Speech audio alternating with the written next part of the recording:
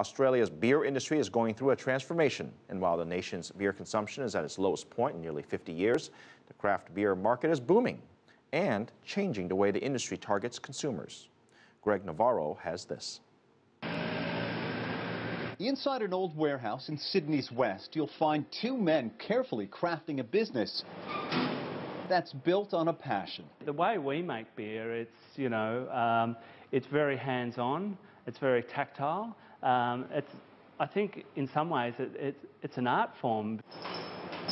They're using old dairy equipment to brew a line of beers marketed under the name Willie the Boatman.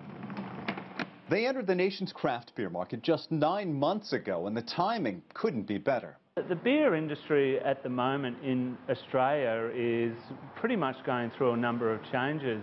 Beer consumption nationally is at a 65-year low in a country where beer has long been a part of the culture.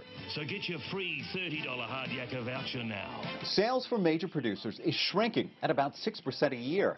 But one segment of the industry is growing by about 40% last year alone, the sale of craft beers. The wine industry has probably helped us in that people started to get discerning about wine, and now people are feeling that they can do the same about beer.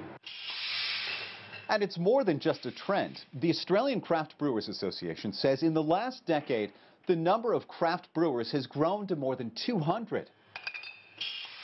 The industry is now worth an estimated $124 million a year.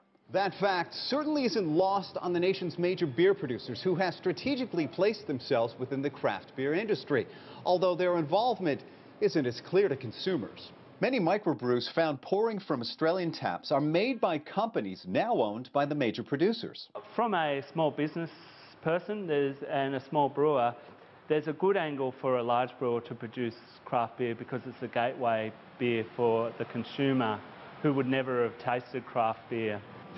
That's helping these brewers and a growing number of colleagues to turn that passion into a profit. Greg Navarro, CCTV, Sydney.